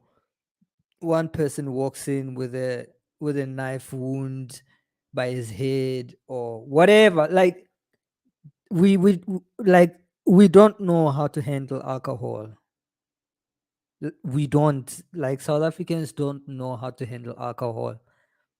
And like it's been clear so many times. Every time when they remove alcohol, there's peace. And then they bring that shit back. Uh Motherfuckers wilding very quickly. And I mean that's really it. My Yeah. opinion. Like Okay. Yeah. Yeah. Do South Africans have a problem with alcohol? Absolutely, man. I think we just ban that thing, bro, because no good ever comes out of it. Yeah. It's just it contributes to a great extent to the decay of our society. You know, I mean, Brother Taylor just said it. Lockdown, they banned liquor for a month, and the biggest hospital in Africa had no casualties in terms of accidents and driving under the influence of alcohol. Yeah, so it doesn't serve the purpose of society to a greater extent because it just contributes to a lot of things that set us back as a country. Yeah. So I don't know, man. I think when you asked that question immediately, it just sparked what we talked about earlier. Uh, do is it an escape for us to speak about our problems? You know, are we using it in a way that is uh, that is not functional? You know, I think if we can just get to the bottom of that problem, the better. Why do South Africans drink so much? Why do they find the need to abuse alcohol so much? You find that there's a lot of unspoken truths, man. You know, there's a lot of trauma, and there's just a lot of frustration that's happening right now. So liquor is just at the center of that, unfortunately, and it's big business. It's even in Super sports. mega business. It's big business, man. It's in sports. It's everywhere. And man, the alcohol commercials speak nothing of the social decay that the actual substance is causing. So that's another problem. I mean, kids, if they look at the television and how liquor is advertised, you'd swear it's something that you should be doing. Yeah. So yeah, the messaging within the media when it comes to liquor, I think has to be looked at very closely, so that it helps us mitigate alcohol abuse in this country, bro. No doubt, no doubt. Monk, do South Africans have a problem with alcohol? I'm gonna be slightly different. I don't think South Africa has a problem with alcohol. I think alcohol isn't the problem. I think the problem is our relationship with alcohol more than the alcohol itself. Like what Mtutuzi was saying, there are a lot of truths and traumas and unspoken pains that we haven't addressed in South Africa, right? That we hide behind a nice time at whatever club or social event you go to. I think it's the escapism of alcohol that we need to address more than the alcohol itself. It speaks to also the conversation that we were having earlier about outlets of that men have to express themselves. I think alcohol is one of those outlets that we have in South Africa that is not very positive, right? I think we live in my opinion, one of the most tense countries in the world, especially considering the fact that we don't have a history. Our history is not something that we can point to, something that we can say is in the past. It is something that we are reminded of every single day, right? And I think all of us can have sort of an understanding of what I'm talking about, right? So I think there's a lot of pain that hasn't been dealt with in South Africa. And we just carry that pain generationally over time. We also work jobs that we don't like, we're in environments we don't like. There's unemployment, there's this, then there's that. There's just a whole lot of things that we need to deal with in South Africa, especially for uh, people of color, right? And I think that Friday looks a lot more attractive to most people because it means I don't have to come back to this workplace. I can drink, I can find my 2 minutes of happiness, whether it be at the bottom of a bottle or whatever vice you have. But I think South Africa just has a problem of trauma more than a problem of substance abuse. That's my thing. I think so. Yeah, look, I agree with you know all three of you with regards to this topic. I think to answer the question straightforward, yes, I think we have a major, major problem with alcohol. I think how we view alcohol in itself, alcohol is like water in this country, bro. And I think the example that Tater and Du were giving, it's like lockdown really, really showed you how much of an addiction and a need South Africans have with regards to alcohol. It's a need. You get what I'm saying? And I think to Monk's point, we need to find out why that has become a need. You know what I mean? Why alcohol, why just being drunk is a necessity for South Africans. I mean, Thursday, like just at Thursday, they pools are Thursday. You know what I mean? If you go Nice. to if you go to your working environment on Thursday, the conversation is about drinking. Pools are Yep. Thursday, Friday, yep, it's pools are happy. You know what I'm saying? Like that's not normal. That's not a normal thing. Like to constantly be looking forward to drinking, and this is not a holier than thou position I'm taking here. It's strange. It's actually very strange that we have this attachment, this relationship with even the idea that you can have a relationship with alcohol. Like what? A relationship? Relationship? Like Madness. It's that's it's insane, man. it's insane. Like It's South Africans' completely relationship with alcohol. Relationship? What that's it's like, do you have a like, do you have a relationship with chocolate? Do you have a relationship with petrol? Like, that's weird, man. That's weird. And that's where we are with regards to alcohol, that it is so kind of part and parcel of South Africa as a culture. I'm just talking culturally as South Africans, right? Beer, beer, into it. It's a South African beer. You know, there's a pride in it. Like, yeah, I only drink South African beer. I mean, I'm pussy Yeah. beer. You know, there's it's almost like it's, I don't even know what to call it, really. It's like a Siamese type of relationship that we have. You know, this we're conjoined with alcohol in a way. And I it's think what's happened is that they've advertised alcohol so well that we cannot separate alcohol from a good time. If you want a good time, there must be alcohol. If there's no alcohol, there's no good time. but I look, Monk, look, let me play devil's advocate. Like, I'm okay with that, right? I'm okay with, if you want to have a good time, have a little bit of something to drink. I'm okay with that. But the way in which we talk about alcohol, it's more of a, you have to be dysfunctional. Like, it's drink to the point of dysfunction.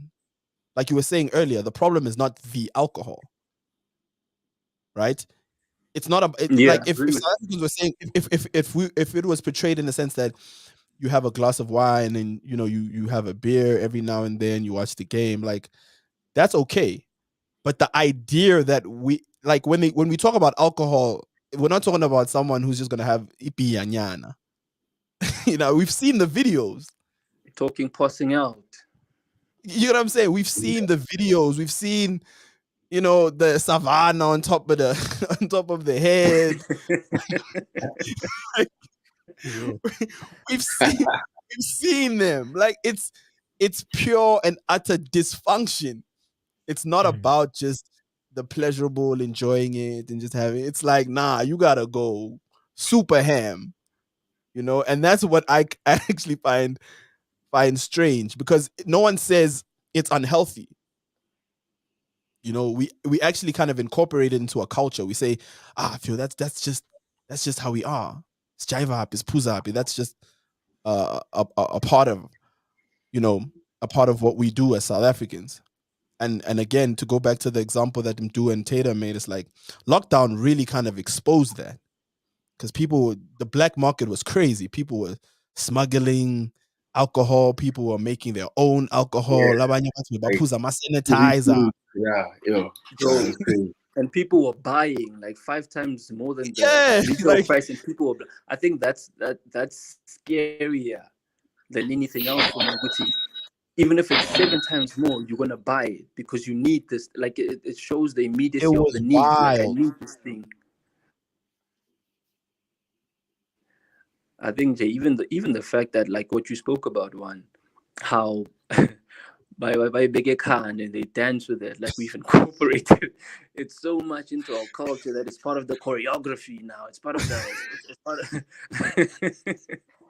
It's in our it's music, part of bro. our It's in culture, our bro. It's music too. crazy. It's in even in America, like they have it in their music. But I mean, like the way we glorify Savannah made a killing out of blacks, bro. That is so wild, bro. That is super wild. And it's like, again, man, I'm all for being an adult and kind of, you know, engaging or whatever activity within the legal framework. Knock yourself out. But, you know, we have to kind of look at the other side sometimes, you know. Like, yo, what's really going on? You know, what's is okay, fun. I'm all for fun, but like Savannah Kanda and passing out, like, okay, that's still fun. Are we still having fun there, or is there something wrong? Do we need to kind of look into it a bit more? You get what I'm saying? What are we doing? You know? But yeah, let's wrap it up, gentlemen. Let's get into the main topic, the major topic. You know, We're about to get cancelled, guys. So yeah, are men obligated to protect women? Are men obligated to protect women? Monk, set it off. Nah, bro, you're not doing this to me. What you, Can someone else start? Not this, bro. it's you, man. It's you. I Let's need to. go. it's on you. I need Set it to. off. Set it off, brother. I need to get some, I don't know, postmodern views so I can dilute mine a bit. You need Don't you dilute need a nothing, bro. you need a reference point.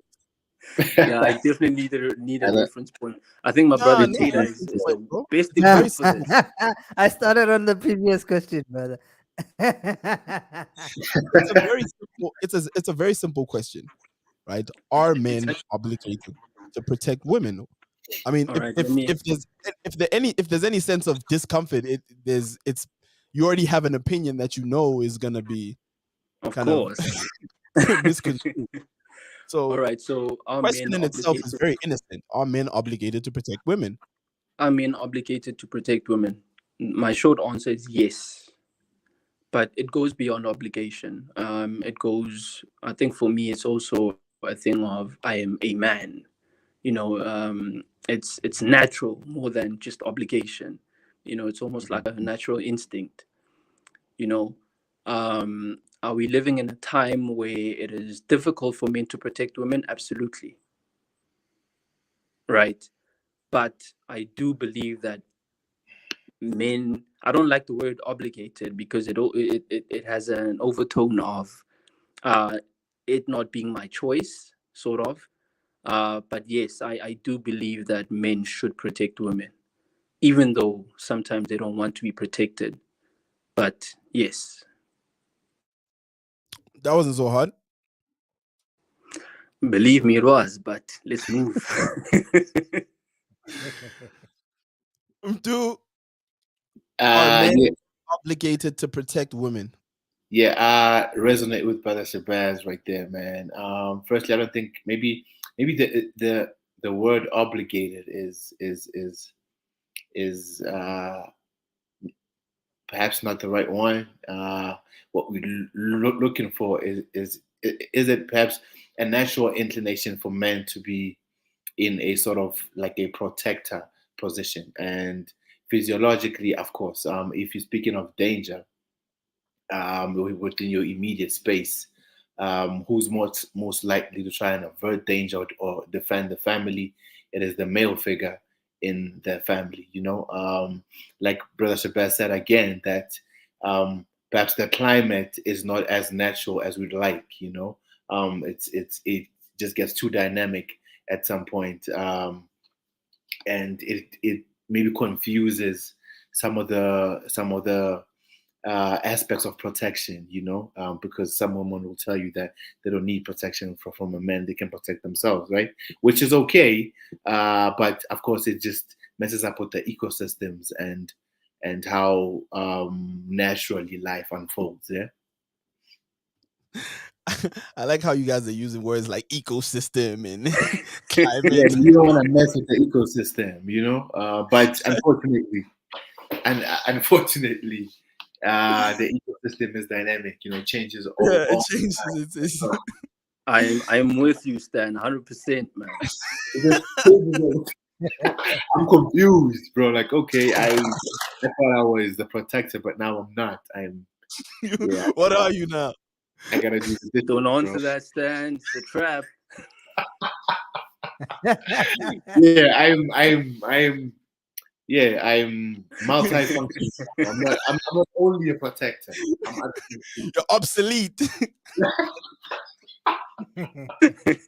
yeah. All right. Oh snap! All right, Tater. Are men obligated to protect women? You know, I have I have multiple thoughts around this, but um I actually just thought of the as Mdu was speaking. First of all, I'll echo what Mdu said about like maybe obligated is not particularly the right word. But I also agree with Monk in the sense that like um I do think judging the current context, yes, men should protect women. Um but I'll also like I'm reminded of the situation with Will Smith and Chris Rock and all of Oh, that. Um and apparently like when Jada was asked, I don't know whether she was asked or what, but she said something along the lines of like she's a woman, she doesn't need to be protected, she something along those lines. I'm paraphrasing, I can't remember. And everything is contextual. Like I said in the beginning, everything is contextual. Like certain Help me. context. Help me. Nigga. So Everything is wasebenzisa wonke lama postmodern terms. you know This is the real uh, hey, question. I can know context, dynamic. Okay, yeah, go context. ahead. Context Ecosystem. is everything, guys. Context is everything.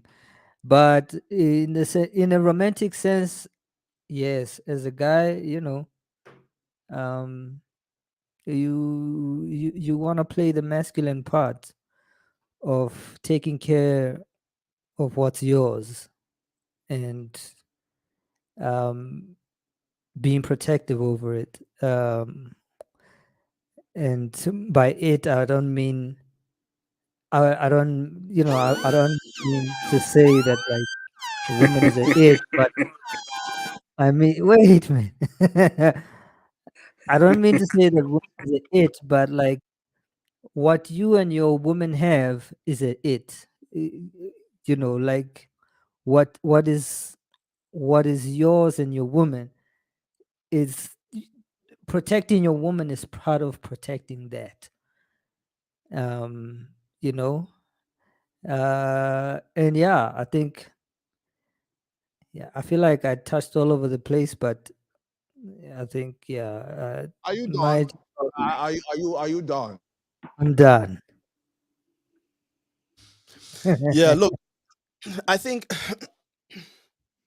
look, I agree with what you gentlemen are saying. I think, you know, intrinsically, just naturally, you will want to protect women, right? Just naturally, that's something you're going to do, especially women who are in your circle, whether they're your friends, whether it's your family, or whether it's your woman, your wife, your girlfriend, etc.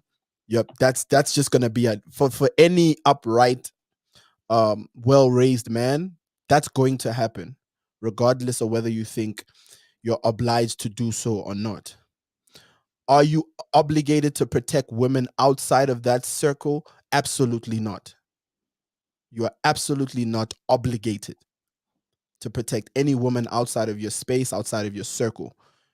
That's not an obligation you have as a man. You're not like the idea that you should just I stand in can. front of a bullet for a random woman. No, you're not obligated. If we're using the word, right? Will you do it? It depends on the man, right? Like some men feel like any woman on this planet needs to be protected by him, needs to be defended by him, and that's whatever that man decides to do with his or her or his Mhm. life. That's on him. But the obligation for me, I think, is definitely with your wife, definitely with even your girlfriend, your mother, your aunts, whoever within your family, and if you have female friends, those friends. But that should stop there from an obligation standpoint. You get what I'm saying? And another question I would ask is, are we factoring in protecting women from themselves as well? Or are we only thinking about, defending women from, you know, masculine threats? Are we Ooh. factoring the idea of protecting women from themselves, from their own outbursts, from their own emotions, from their own irrationality at points or at some point, right? Because that's still protection, right? Protection is not just defending and just standing in front of something. Protection also comes from a premeditated place where you're like, I don't think you should do that. I don't think you should carry yourself like that. I don't think you should wear that. You get what I'm saying? Like those for me still kind of um fit within the protection standpoint, you know? Well, yo, one, my slight point of departure from what you're saying, bro. I think, like, from a societal standpoint, I think I am, as a man, I am obligated to protect every woman. But this is only at the face of danger. You know, if my physical attributes can help her circumvent that sort of danger. So as an upright man, I should be able to take responsibility and show leadership and protect her. Yeah, but only, like I say, at the face of danger. You know, and should I But she protect don't women? want to be saved. That, that's a that's a different yeah, that's a different scenario right there. So I'd let you expand. Tater? I was just thinking about J. Cole's line. Don't save us.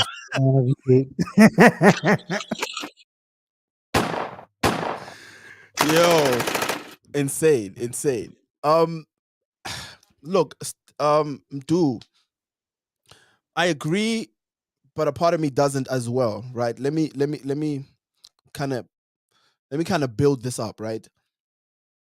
At what at what expense are you doing that? Right? Would be my first question, right?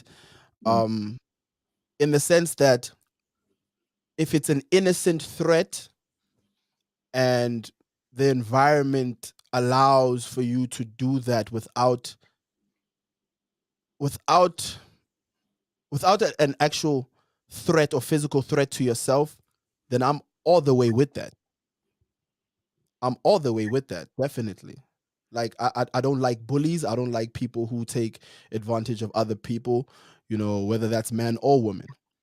If I can step in and I know I can kind of neutralize whatever threat there is without putting myself in danger, then 100%. Because you also have to think of the other side, right?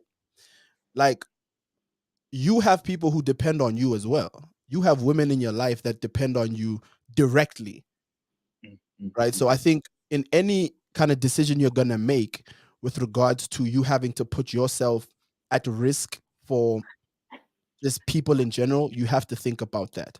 But instinctively, though, instinctively, you might as well just jump. I don't know. You might just be jumping into danger. You might just be jumping into, you know, to the aid of another woman. 100% think that is something that would all do on this panel. But word. again, to go to Taylor's catchphrase, context is everything. Do you get what I'm saying? Context is everything. Are you in a position where you believe like defend and protect regardless of what the circumstances or the situation is, regardless of who's at fault, regardless of how it may affect you directly? I think tactically that's not a go with me. You know, the only time where I feel like I see red and it doesn't really matter what the situation or the scenario is again with my lady, my family members, my friends. That's it. Everything else I'd have to contextualize. I'd have to kind of Yeah, play it out in my head, like, yo, what's going on over here? Why is there yeah, back and forth with this woman and this man? Like, what's going on? I'm not just gonna, Mm, just hey yo, man, nah. I'm not doing that. mm, You get what I'm saying? mm. And I hear you, man. I hear you. Word. I hear Um, you. But generally speaking, I just reckon South African men gotta be more protective of their women. Yeah. 100%. Yeah. 100%. Like I'm all for that. right? Like you said, protective of their women, Yeah, our women. our women. Yeah, yeah, Yeah. Are we on this? Are we on the yeah, same? we're on the. I think Yeah, we're on the same page. I'm with that. Any woman that requires protection, any woman that gives you a space to protect, definitely. Because I think protection, yeah, go ahead, Monk. sorry, one. I think what you just said is very crucial. Protection it's a communal thing. It's a team effort thing. I can't just protect someone who doesn't want to be protected. Number one, right? So the last thing you want to do is protect someone who doesn't need you. Now you're in a situation where you're catching bullets or you're catching hands, that you could have avoided. You understand? Men should protect women, especially from themselves too. You understand? But when you are trying to protect someone from themselves, your your reach in terms of protection is limited. All you can do is give advice. Don't cross that bridge at 10 p.m. What she does with that information is up to her. And I think that's the situation that where we're at right now in the country, where there's so much political jargon and postmodern language, where I tell a woman, hey, look, you're not going out at this time, or don't go out at this time. There's political words like, you're policing me, you're doing this, you're doing that. And it Which just is makes the true though. whole. It is a form of policing. Yeah, but at what point is protection policing? Like, there's a, it's very murky. It's very murky. You understand what I'm saying? So it's those kind of terms. It's the political climate that we're in that makes protection for men very difficult. Not because we can't protect, but we don't know how to navigate the current situation for me to be a man and protect. And you know what?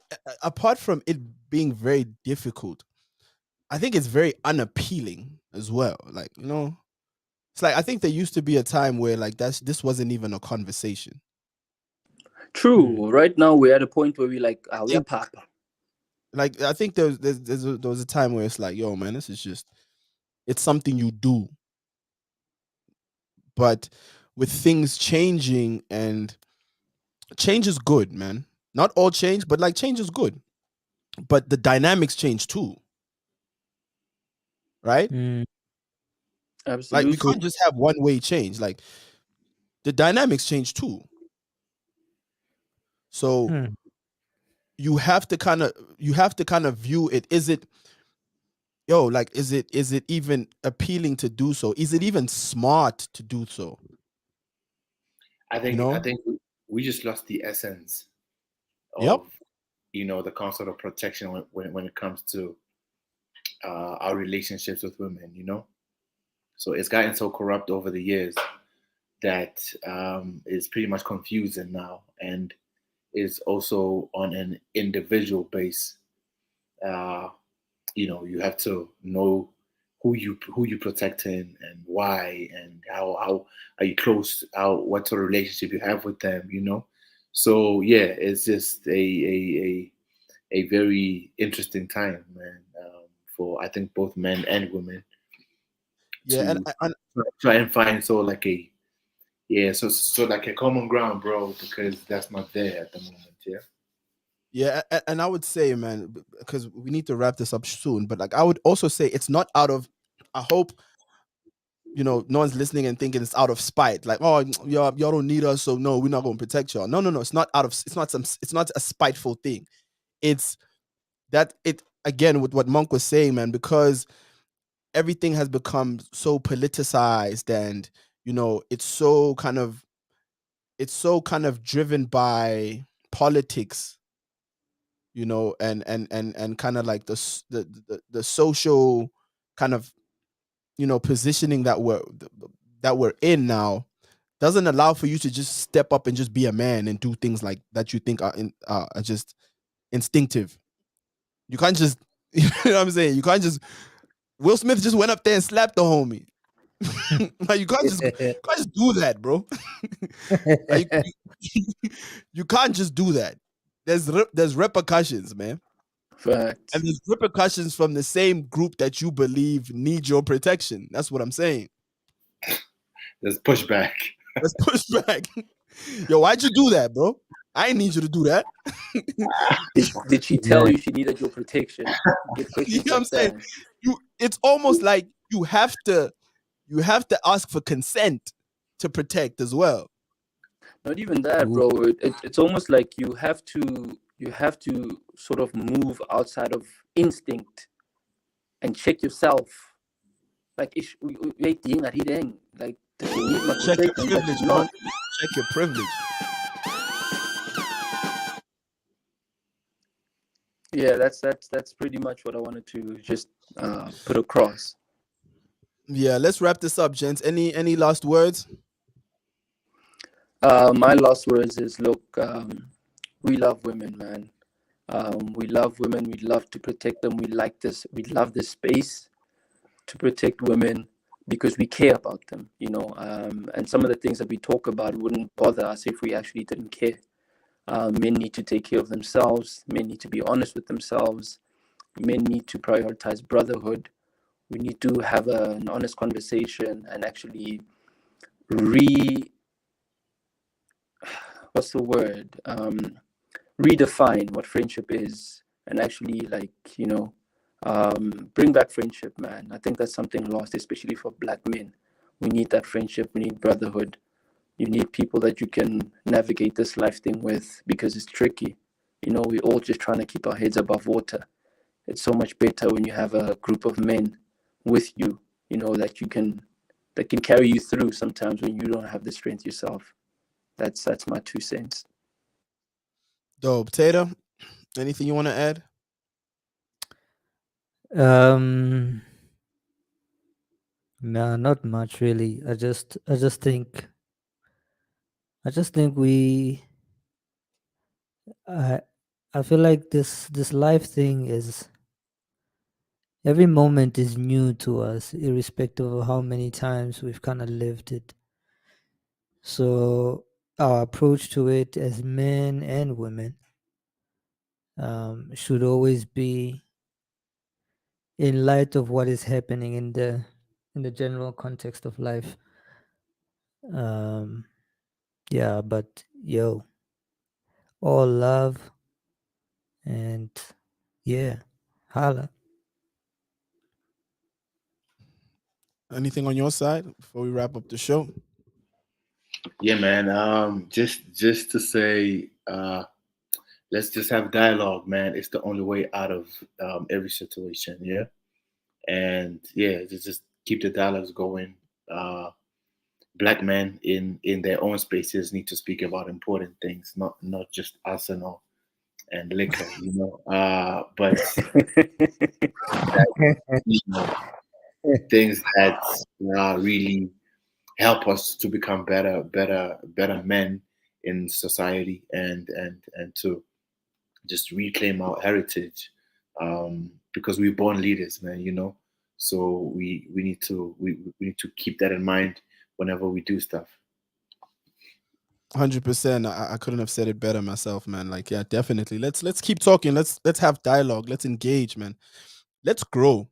You know, let's develop. You know that, like, it's like still sharp and steel, right? Um, let's kind of build each other up. Let's also kind of correct each other. Let's have debate, conversation. Let's see where we are at the end of each kind of dialogue. You know, our opinions are opinions, but they need to be tested as well.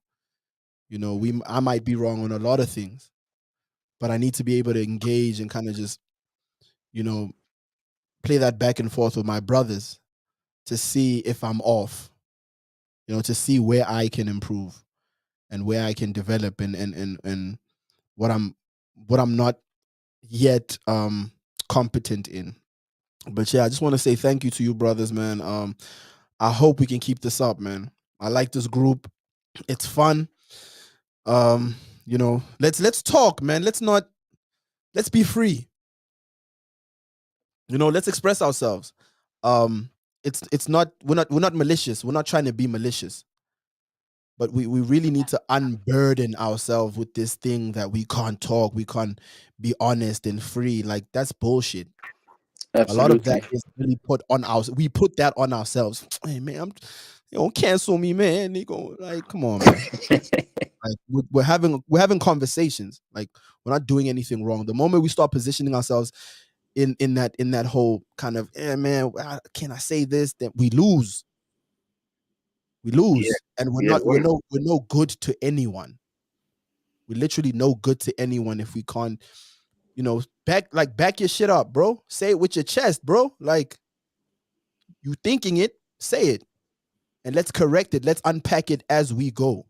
But I just want to say thank you to you, brothers, man. Thank you for showing up. Thank you for participating. Next week again, bro. Let's keep this thing up. Let's get other brothers in here. Let's talk. Arabu, askulu, man. Hatch. now Yeah, what? man. Boy. I want to end every show with something called a man's word. So just a poem or a quote or a reading, from a man, like words that can kind of inspire, empower, it can be something that makes you laugh or whatever. But today we're gonna end it off with the brother Derek Walcott, and it's a short poem, man. I'm just gonna read the short poem. The time will come when, with elation, you will greet yourself arriving at your own door, in your own mirror, and each will smile at the other's welcome and say, "Sit here, eat. You will love again the stranger who was yourself. Give wine, give bread, give back your heart to itself, to the stranger who has loved you. All your life, whom you ignored for another who knows your heart. Take down the love letters from the bookshelf, the photographs, the desperate notes. Peel your own image from the mirror. Sit, feast on your life." Gentlemen, it's been a great show. Appreciate you. Hope you have a lovely evening. See you again next week. Awareness. Yeah, peace, Bless. Peace, peace. love, light to everyone, man. Peace, Yeah. peace, peace, peace, gents.